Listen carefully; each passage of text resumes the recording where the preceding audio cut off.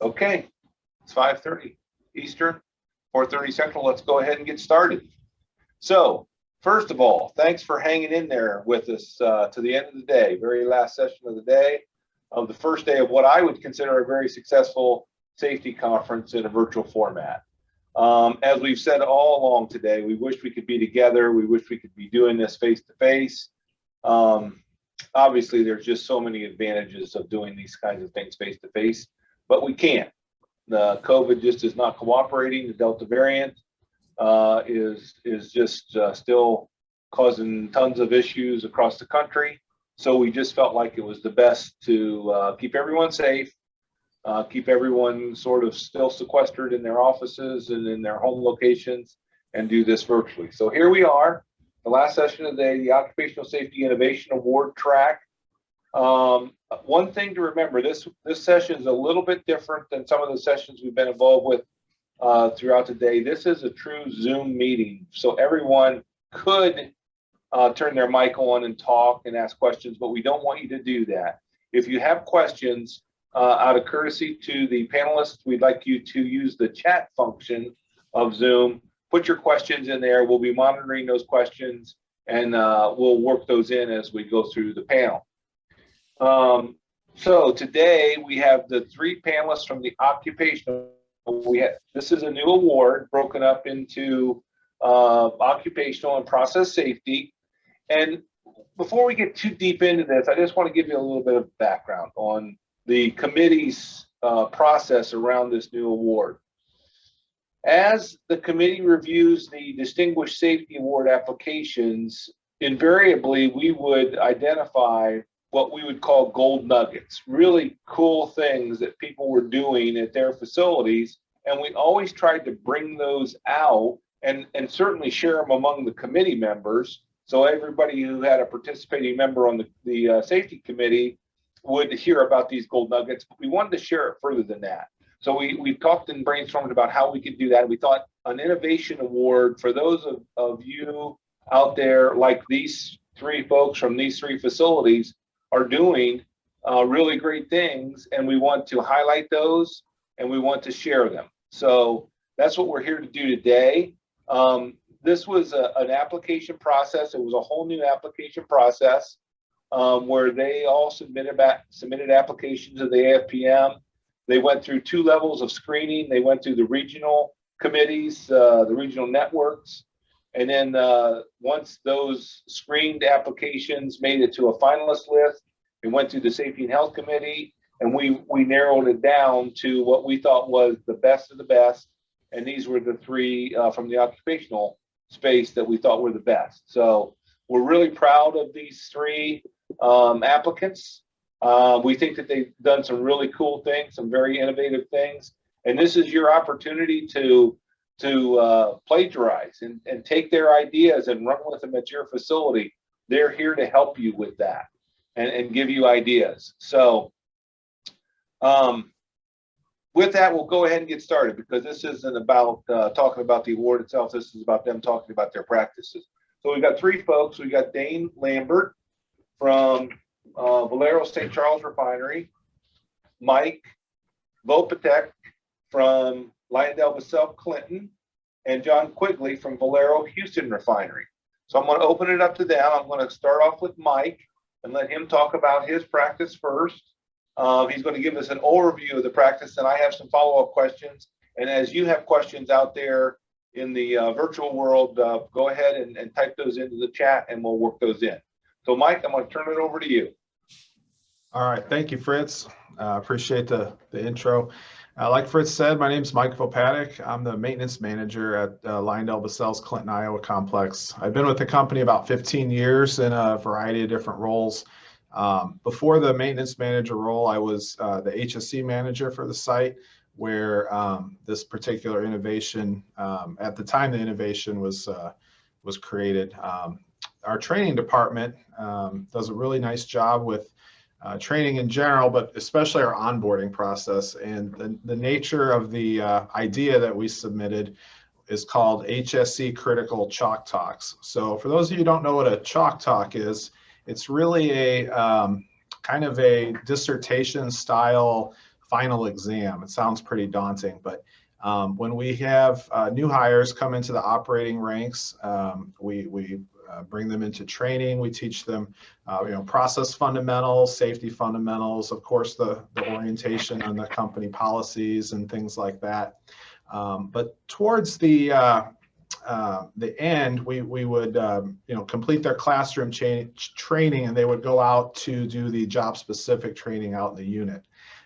As we've with many of you, I'm sure we've had an aging workforce, and we've had to hire a lot of different folks to come in and to run our facilities. So we wanted to come up with new ways to not just train, but gauge the effectiveness of our training. And that's really where the Chalk Talks came from.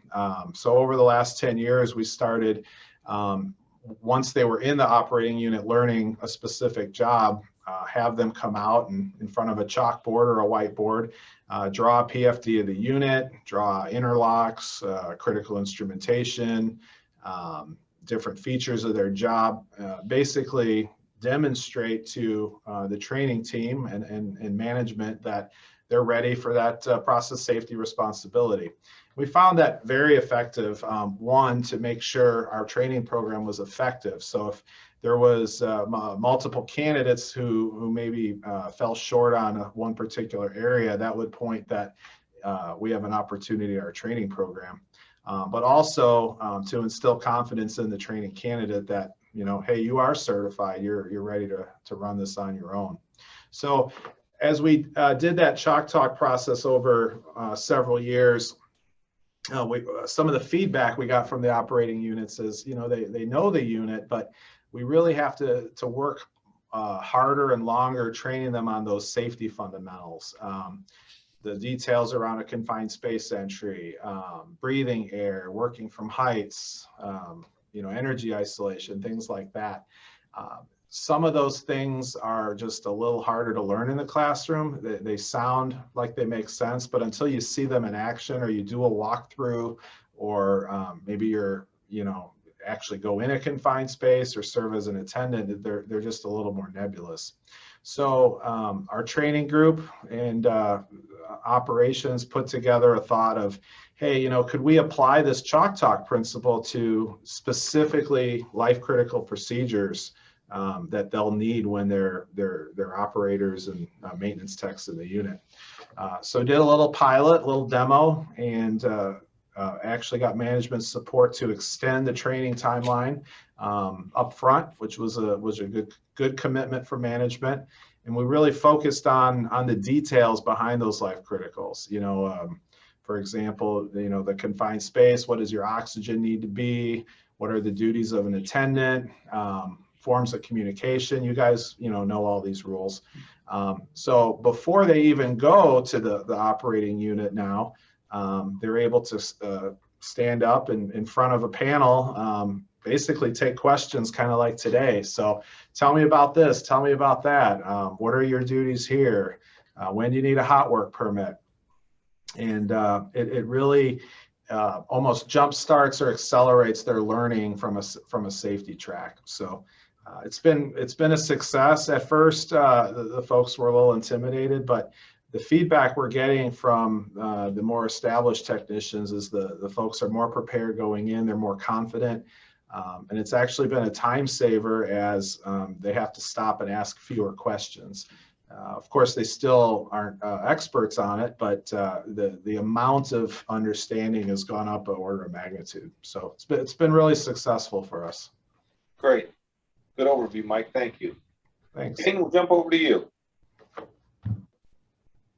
Hey, I'm Dane Lambert. I'm a senior safety engineer at Valero St. Charles. I've been here about 7 years in the same position, doing safety my entire time here. In the past, I've worked at different facilities up and down the river here in Louisiana. But our submission was a podcast. So, of course, podcasts are huge right now in the tech world. Everybody's getting into them. And of course, I listen to a good bit of podcasts. So one day I'm driving to work and I'm thinking we do all the safety training. We call ours block training, where we kind of meet every quarter with the whole facility. And I was thinking the guys get a lot of information all at once, but nobody's really there to kind of have that one-on-one breakdown of the material. So as I'm listening to podcasts on my drive to work, I started thinking maybe we could do like a safety related podcast. So I talked to one of my coworkers about it, and I'm like, what do you think about, me and you jumping on a microphone and just almost treating it like a monthly safety meeting? So maybe running through the different incidents we've had for the past month, look at any of our like procedural changes, what we call SHGs, safety and health guidelines, but do more of a deep dive explanation of what that means. Because I think your common working man, working woman want to know why. When we make changes to things, when someone gets hurt, they all want to know why, because you can't just throw information out at people, working adults, and expect them not to ask why, right? So, that was what we focused on. And actually the first podcast we did, we just wanted to make voluntary. We did it, out of our own accord. We sat down in a room, went through, like I said, our most recent injuries and whatnot, some changes to our procedures, and we just put it out there. We put it on our intranet. Of course, we got approval through management and whatnot. But like I said, it was just a voluntary thing. And we put it out, put a communication out to everyone saying, hey, it's here. If you want to go listen to it, listen to it. And we got a lot of good feedback from it. So of course, then when COVID hits, we run into the issue of we can't assemble. Like I said, we used to meet every quarter with the entire facility. You're talking about maybe 100 people in a room, getting this material. And so I think management embraced that. If we bubbled it up to a few members of management, they liked it. So we ended up incorporating that block training, critical safety procedures into that podcast. And again, it's more of a deep dive explanation of things rather than just, throwing the information at them. And I think people like the back and forth because we structure it as a conversation. It's not just a presenter reading off a PowerPoint. It's, we're asking questions to each other, and some of it is a little staged, but I think we, after we've done it a few times, we kind of get used to that back and forth. So we can stage it in a manner to where it sounds more like a conversation rather than a presentation. So it's well received. And, after the initial COVID wave hit and everybody came back, management liked it so much that we alternate now. So one quarter we'll do the in-person training, and the next quarter we'll do an electronic. And another benefit is that, we'll give them a month to complete it. It's funneled through their training website. So they have a month to complete the 30-minute long podcast, and they can listen to it at their own time. So, guys working nights and stuff can just put it on, put their headphones in, listen to it. And if they get pulled away, they can pause it, come back, finish it. So I think that's another thing people really enjoy about it. Cool. Good idea. Thanks, Dane. John, last but not least, let's hear what your idea was.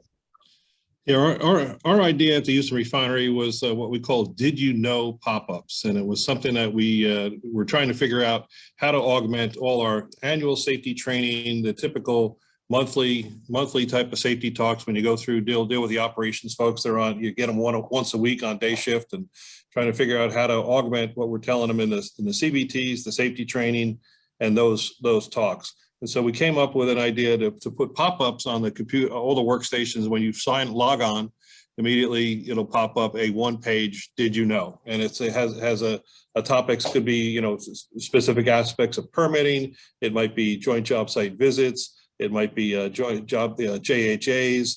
It might be a message that came out of a recent incident and reinforcing the incident and what were the root causes and a policy. So it would essentially come up with a short, concise message that was repeated, for everybody in the plant. So that would augment what went on top of those original safety talks. And we tried to integrate them so that we had topics that would, sometimes they're seasonal. It's heat stress, going into summer. It might be winterizing, safety showers and things like that going into the winter, or things along those lines. But it's short, concise piece of information. And like Dane talked about in the podcast, you're trying to do a deep dive maybe on a small aspect. So for one policy, you might have 4 or 5 of these might cover permitting or a joint job site visit. But we're just talking about one aspect, get a message out there that they read in 15 seconds to 30 seconds and get their attention, and something that they can see and repeat. So it was that it was something that wasn't hard to do. We just had to get a little bit of support out of management to get it onto the each one of the websites or the the workstation startups. And we started out with about 50 of these messages, and then we've been building since then to come up with more as we have different topics throughout the years. There's obviously things involving COVID, over the last year and a half. But as different policies change, we'll bring up an aspect of that if we do a different thing with blinding or line breaking or things along those lines. So it just really you have an opportunity to get to folks almost 220 times a year, if you think about all the work days. So there's an awful lot of information you can get out there. And originally we started out with this 50, and it was really almost once a quarter they were repeating. And then more recently we've gotten to the point where it's less than over half a year before you might see something the same thing. But again, it can be seasonal depending on what's going on as far as the temperature, as far as the weather out or where we're going. So relatively small, simple, quick bites, and just get people's attention. And it was emphasizing a point that we already hit in other training and other safety talks. Just another avenue to get there. Great, thanks. Good overview. It's interesting to me that all three of these award winners have to do with knowledge transfer and trying to take the things that we want them to know, we need them to know, and figuring out how to make it into small bites and help with that knowledge transfer. Hey, Mike, we'll come back over to you. And some of you have talked a little bit about this, but maybe expand upon it. The leadership engagement and adoption of this. What was your process around that? Did it go quickly, or did it take some time for them to really get a good grip on this and want to move forward past your pilot? Yeah, that's a good question. I think with the early success we had with the process-related chalk talks, our management on site was pretty familiar with the benefits of the program. So when the training team asked for permission to do a few of these and get feedback, it was a pretty easy sell, actually. We engaged both the safety department as well as the operating units in the initial talks so they could see the product firsthand, and then got feedback from the stakeholders. So didn't just develop it, but kind of took a few steps forward, got some feedback both from the trainees and the trainers and the managers, and then we were able to before long come up with pretty much a firm template on how we do it. So yeah, it was a pretty easy sell. Are you a union site or a non-union site, Mike? Non-represented. Yeah. Okay. Thought that might be germane to the adoption process and getting people up in front of other people. So yeah. Hey, Dane, so from your perspective, kind of a new concept, we do podcasts are ubiquitous out and then COVID was a big time for podcasts, as you mentioned, but it's sort of new for us. We've actually thought about it. I couldn't figure out how to do it. So I'm really interested in how you figured out how to do it and got your management to bite off on it. So as far as the technical aspect, I have a background in recording audio. I play music, record music. So I kind of knew the software side of it. I don't think anybody could just really pick it up. I mean, fortunately, like you mentioned, I think podcasts are becoming more popular. You can now go on websites and order little podcast kits, and it comes with a microphone and everything to make it pretty simple. But I feel like that was a hurdle that, we already had kind of figured out what was the audio recording side of things. So I brought my laptop from home. I had the software on it already. And we actually bought a little kit off of Amazon for like $200. It came with a microphone, a little audio interface. But yeah, I mean, that's definitely anybody trying to start, their own little system like we're doing, that's a hurdle that, you would have to get over, is the technical recording aspect of it. Like you mentioned, I think COVID was the biggest driver. It's probably the only good thing that came of COVID so far. But, it kind of forced us to use this platform. And then once they saw that everybody liked it and it was effective, I think that leadership was more accepting of going forward with it. Is it only available on company computers? As of now, yes. we use the sister program we use to do the visuals, because we do a visual as well. It's not just an audio file. It's basically a PowerPoint, but it's called Camtasia, and we can drop the audio file in once it's finalized, and we can pair that up with the visual. You know, we can draw and point and do all kind of different things visually. And once that's done, it spits out like a WMV file, like a Windows movie player file. And I mean, that file can be transferred anywhere. I mean, the size is the limitation, though. It's hard to email that because it's such a big file. Okay. John, what about you? You know, I'm sure you had some IT challenges whenever you're trying to mess with logins and pop-ups. And there, in fact, there was a question from the group here. Does it last just one login or until you turn it off? It stays on a screen until you turn it off. But it was just really getting through the IT challenges wasn't too bad once you had Refinery Manager endorsement. You know, we reviewed the content that was in all the messages, so there was no trepidation with what the messages were. And so at that point, it was just really increasing communication. And over the years, as we you know, different refineries are going through the different cycles, we're going through the economic cycles. You know, there's a need for a lot of communication going on, no matter whether it's in safety, reliability, profitability. You know, what challenges we're having in our industry. So just another avenue to get more communication out was a relatively simple sell.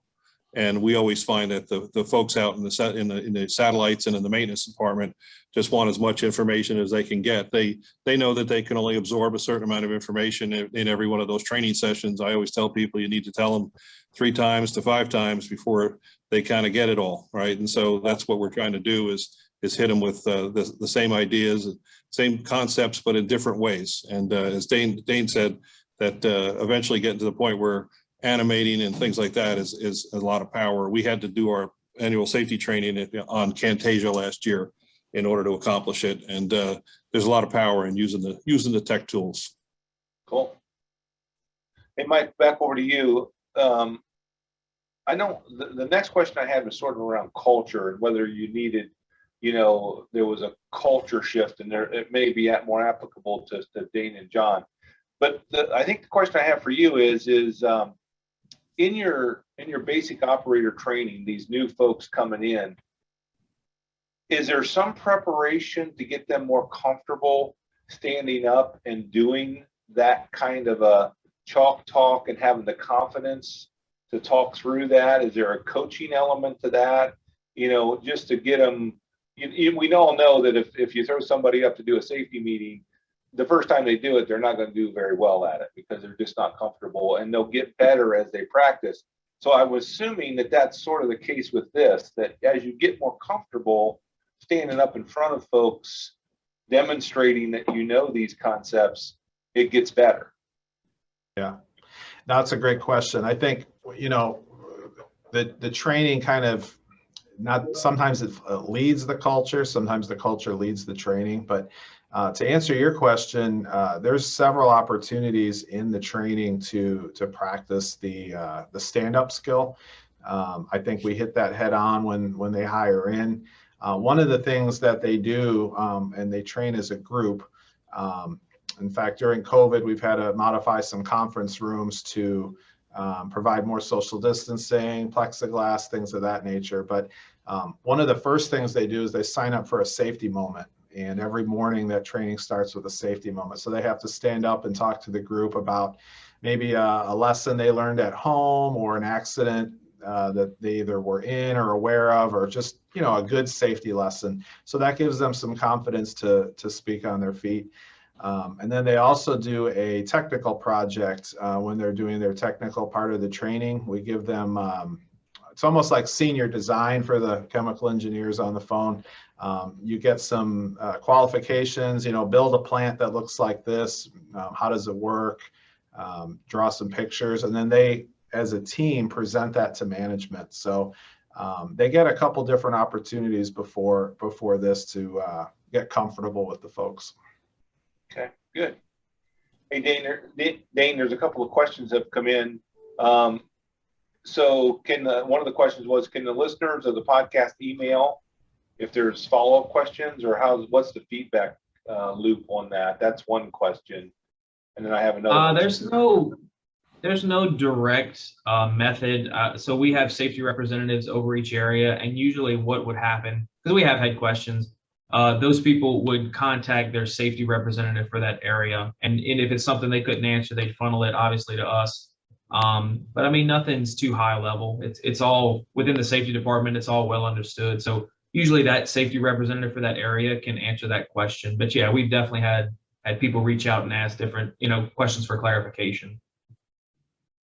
The other thing that comes to mind with this is so we have, I'm sure all of you and Mike, you mentioned that, we have a wide range of age and experience in our refineries. And so we have I'll call it the TikTok age, now where attention spans are short and you have to package things in short things. They probably were pretty interested in this technology versus, I don't want to call them dinosaurs, but some folks that have been around for a long time.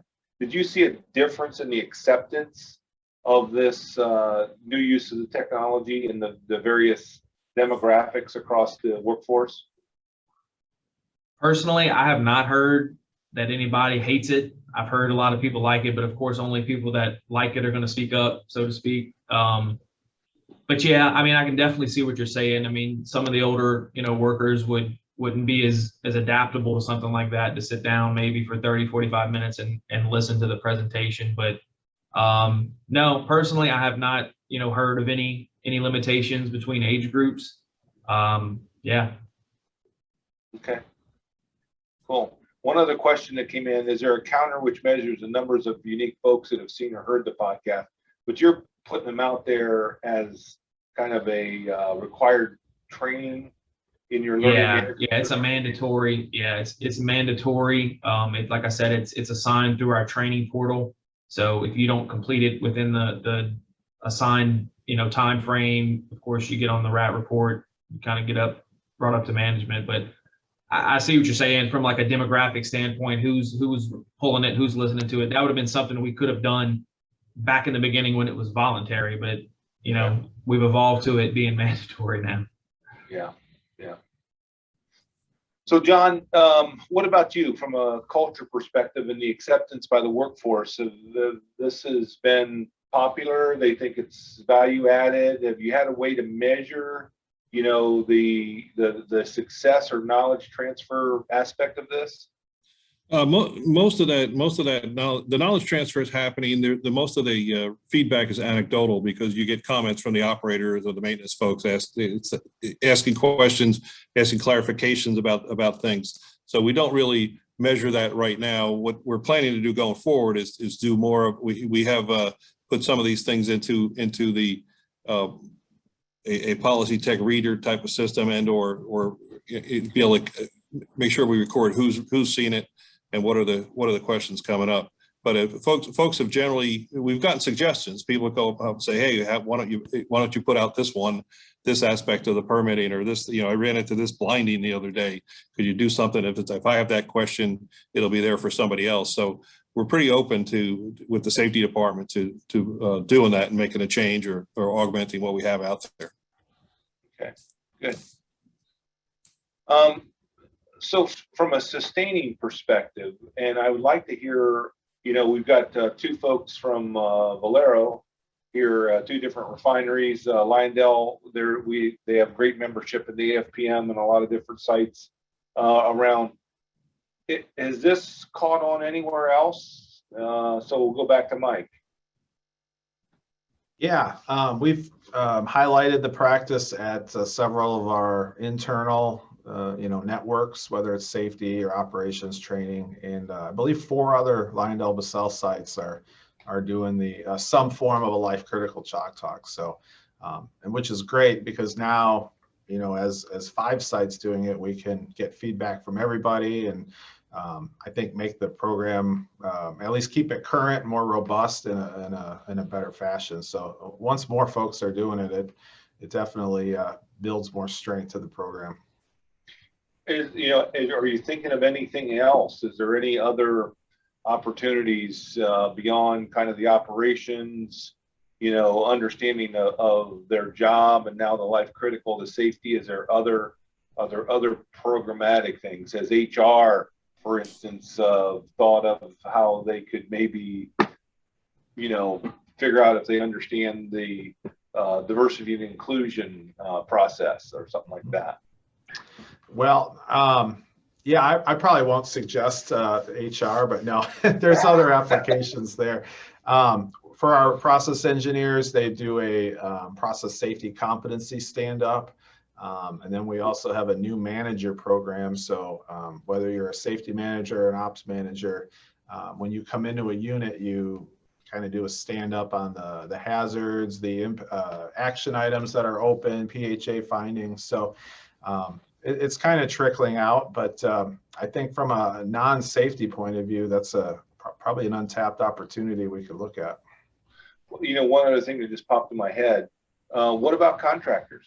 What about, not all contractors necessarily, not necessarily the hands, but, the leadership, the supervision, where they would have to do maybe a life critical chalk talk, that your embedded contractors there every day, you want them to know your processes as well as your operators, so they can participate, with you. Would that be something that maybe you could expand to them?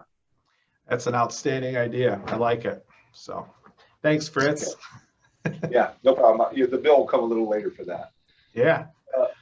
Dane, what about you? Anybody else biting on your idea in the Valero system?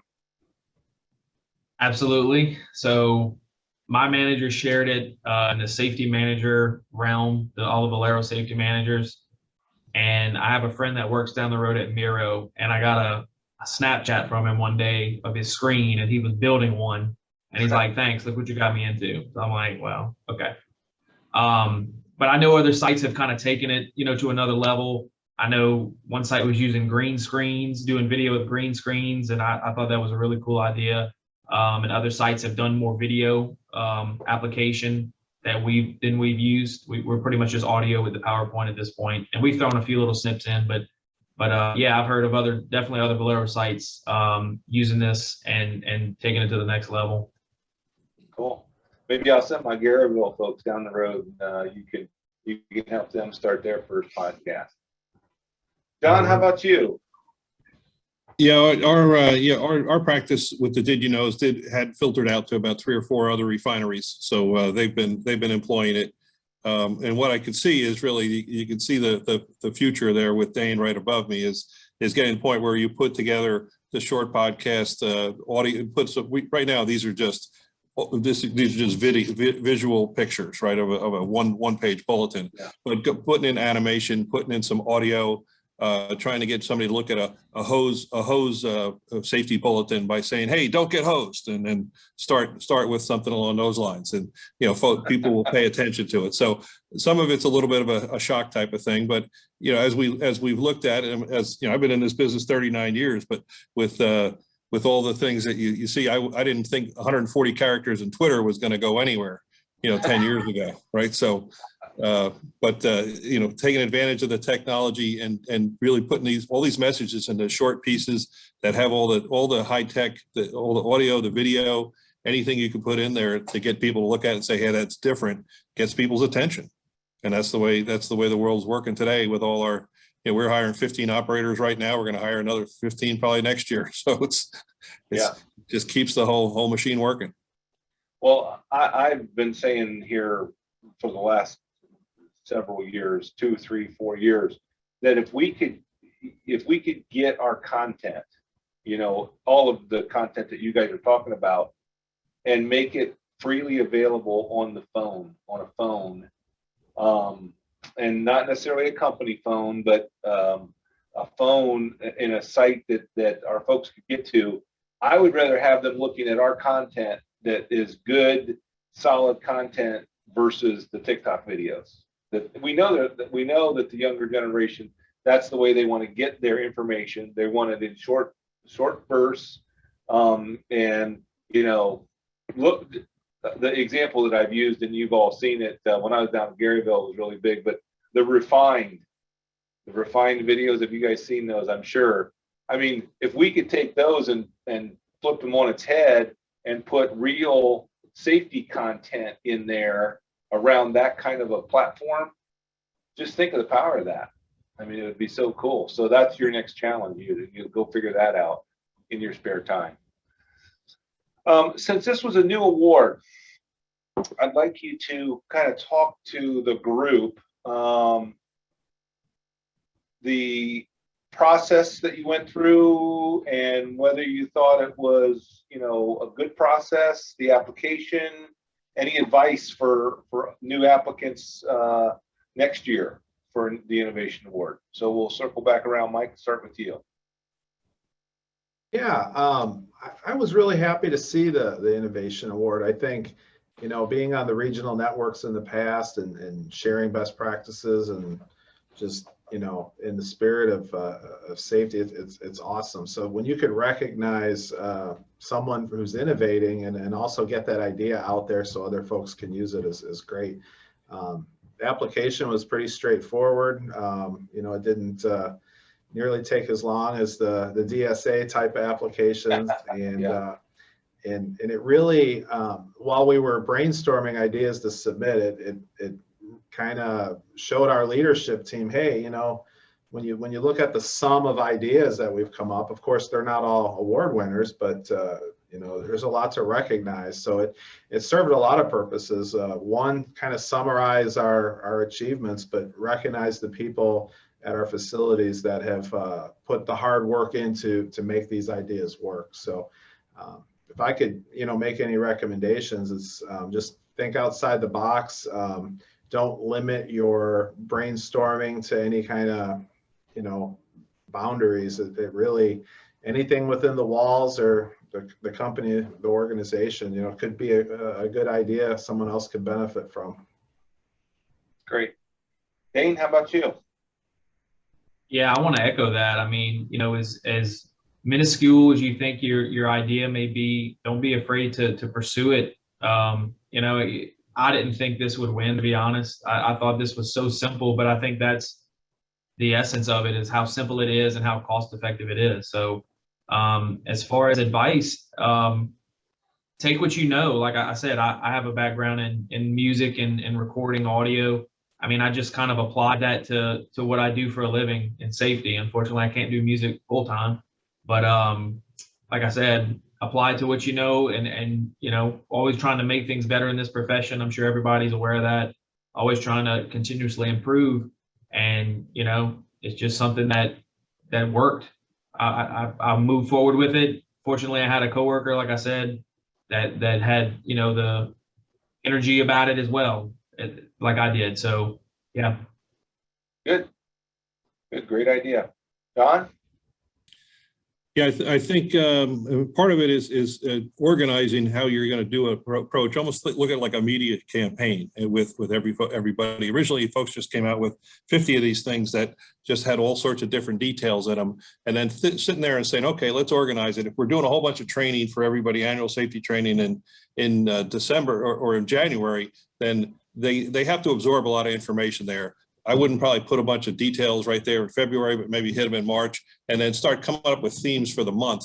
Valero has an awful lot of areas where we create themes in our safety programs where we're looking at whether it's energy isolation or glove use or heavy equipment. And then so you can stage all these pieces towards a theme within a month that you're talking about in the safety meetings. This is another piece that pops up, but just integrating it all together and not just let it just happen as a pile of, you know, just a whole pile of information, but it's almost like a table of contents as far as what you want to cover in a year.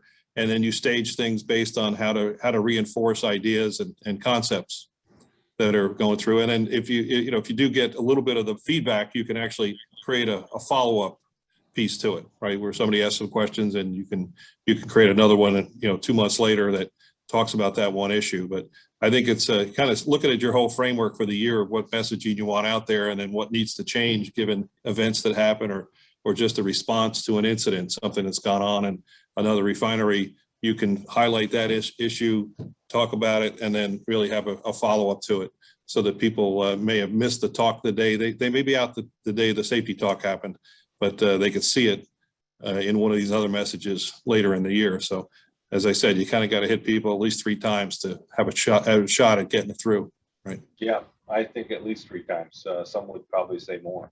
Yeah. Okay, well, we're getting close to our time. I guess I would just open it up for any other final comments. You can see that Eileen in the chat has reminded us that this is just the Occupational Safety Innovation Award winners. Tomorrow we'll do the process safety winners and finalists, because there were some on the process safety side as well. And then we want to share these through the regional networks and look for other opportunities. You guys are out there now.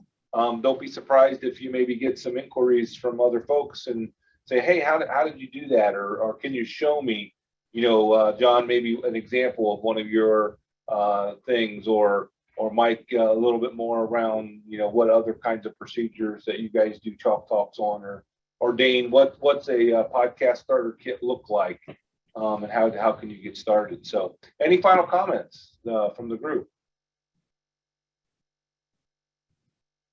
I'll just open it up.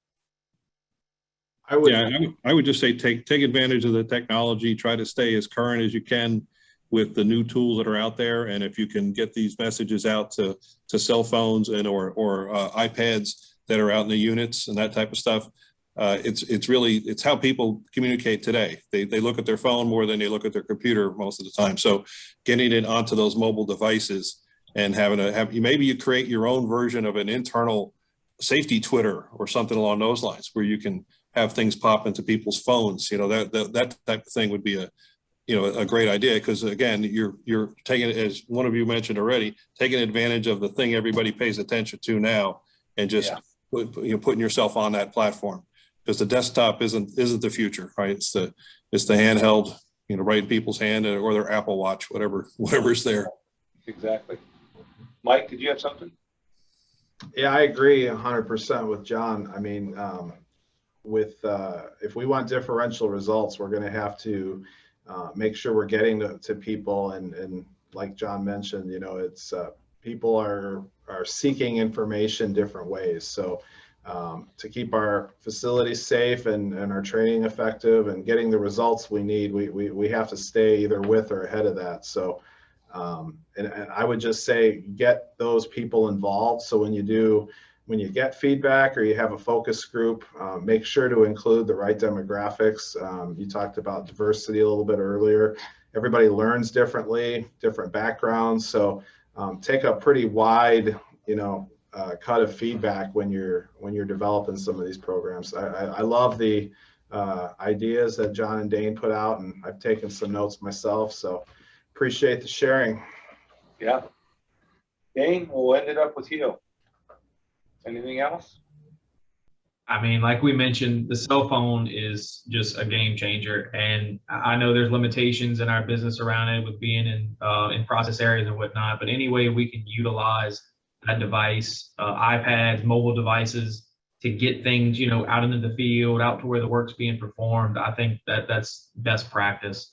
Unfortunately, our innovation doesn't have anything to do with that, but I'm a big advocate of moving towards mobile devices and trying to get things out and about, because like John said, I mean, that's what people have, that's what they look at. Yeah. I guess the last thing I would add is, everybody sits there and grabs their phone and says, Siri, what's going on here? You want to be able to actually have some way to sit there and get into your policies and say, Siri, what do I have to do with a first line break? And actually have something go onto a mobile device, and make it that simple. Look at the search functions and look at the keywords and that type of stuff, and figure out if there's a model that could do that, because that's what people do now. I mean, I ask people questions, all they do is go ask their computer, what's going on there. And we have all this information stuck inside our policies and the practices. You got to figure out how to do the same thing. Yeah. A lot of power. We just had someone in our household go to college last week. We took her to college, and she got a new coffee maker. And my wife said, "Where are you going to save the instructions?" She goes, "I don't do paper." So she said, "If I can Google it, I'll throw the paper away." So you're right, John. They're not into the paper. So that wraps it up. Great job, guys. Great job on your innovations. Great job on your application. Congratulations on winning the first innovation awards. We're so proud of you. And we're happy you submitted, and we're happy that you won. So thanks for that. Thanks to everybody that's out there hanging in with us here to the end. We appreciate all your flexibility in going to virtual. I think the virtual format, although not as good as in person, it's pretty good. We got the ideas conveyed, and I think we're gonna hopefully be able to get together in May face to face. Hopefully COVID will let us do that. So that ends the first day for us. We'll start tomorrow's sessions at 6, or not 6. That's refinery time. 8 o'clock Central, 9 o'clock Eastern, to get us kicked back off. So thanks everybody, and have a great evening, and we'll talk to you tomorrow. All right. Thank you. Thank you. Thanks.